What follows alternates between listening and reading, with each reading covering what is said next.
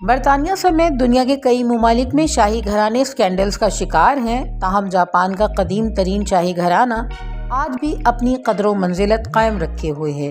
اس کی بعض وجوہات پر بعد میں نظر ڈالیں گے، مگر پہلے ذکر جاپان کے شہنشاہ کی سالگرہ کا کرتے ہیں۔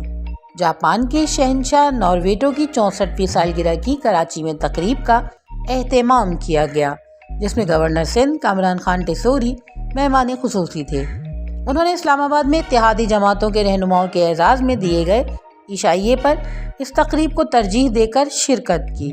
شہنشاہ کی سالگرہ جاپان میں قومی دن کے طور پر منائی جاتی ہے۔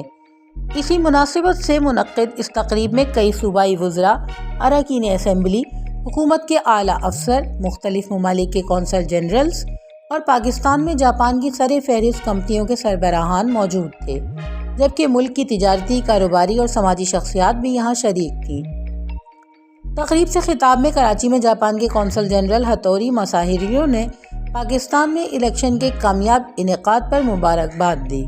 انہوں نے کہا کہ یہ باعث مسرت ہے کہ پاکستان اور جاپان کے درمیان ثقافتی، سفارتی اور کاروباری تعلقات طویل عرصے سے قائم ہیں۔ قونصل جنرل نے زور دیا کہ ثقافتی تبادلے بڑھائے جائیں تاکہ سماجی روابط مزید مستحکم ہوں، اور پاکستانیوں کو چاہیے کہ وہ جاپان میں آ کر کاروبار کریں۔ اس موقع پر شہنشاہ کی سالگرہ کا کیک کاٹا گیا اور سوشی سمیت جاپانی اور پاکستانی کھانوں سے مہمانوں کی تواضع کی گئی۔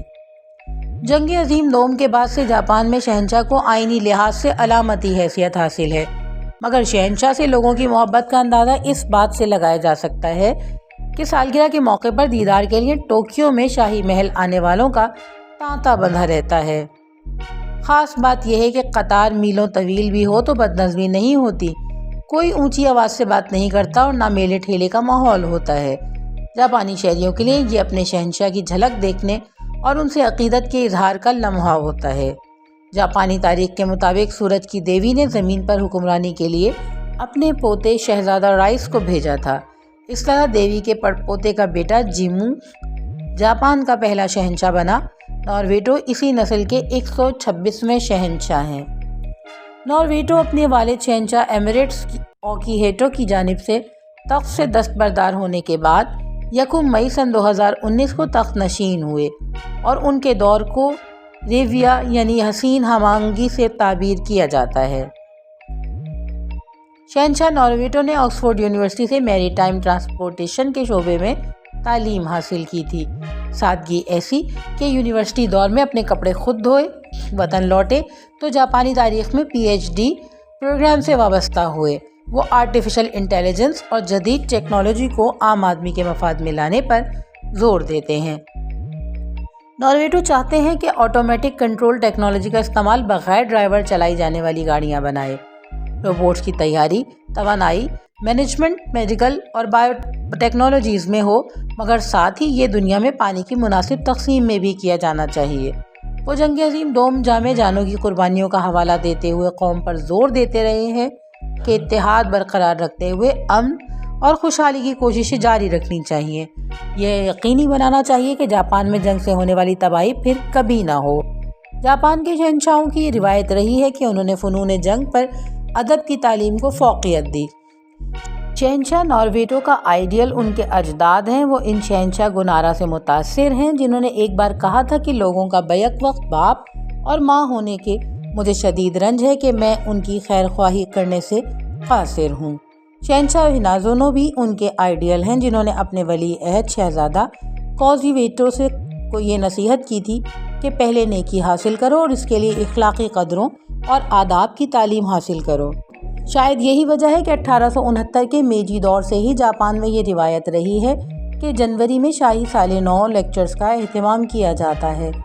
ناروہیٹو نے زندگی کے اہم ترین فیصلوں میں انسانیت کے عنصر کا عملی مظاہرہ بھی کیا ہے۔ ان کی اہلیہ یعنی جاپان کی ملکہ مساکو ایک عام لڑکی تھی جو جاپان کی وزارت خارجہ میں کام کرتی تھی۔ کراچی میں جاپان کے سابق قونصل جنرل توشی کازو ایسو مورا اور ان کے نائب کاتسونوری اشیدا کو یاد ہے کہ اس دور کے ولی عہد سے رشتہ ہونے کے بعد بھی مساکو میں تبدیلی نہیں آئی۔ شہنشاہ ناروہیٹو اور ملکہ مساکو کی واحد اولاد شہزادی آئیکو ہیں۔ شہزادی کو لاکھ ناز و نخرے سے پالا گیا ہو، مگر تربیت ایسی کی گئی کہ انہوں نے جونیئر اسکول دور میں نومازو سمندر میں 3 کلومیٹر تک سوئمنگ کی تھی۔ 22 برس کی شہزادی آئیکو نے لٹریچر میں تعلیم حاصل کی ہے۔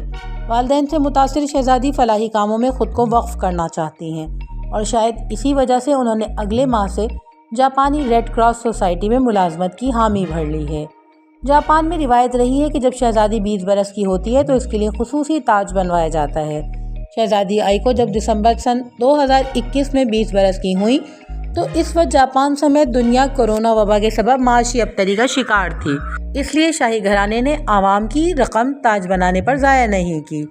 جاپان پچھلے برس دنیا کی چوتھی بڑی معیشت ہو کر ابھرا، پھر بھی تاج یہ کہہ کر نہیں بنوایا گیا کہ ملک میں کچھ لوگ ضرورت مند ہیں اور فنڈز لوگوں کی فلاح پہ خرچ کیے جانے چاہیے۔ ان جیسی بے شمار باتوں نے جاپان کی شاہی گھرانے کی مقبولیت برقرار رکھی ہوئی ہے۔ اب لوگوں کی نظریں شاہی گھرانے پر اس لیے بھی ہیں کہ وہ جاننا چاہتے ہیں کہ جیون ساتھی کے لیے شہزادی آئیکو کس کو چن رہی ہیں۔ روبینہ ظفر، پرزم نیوز۔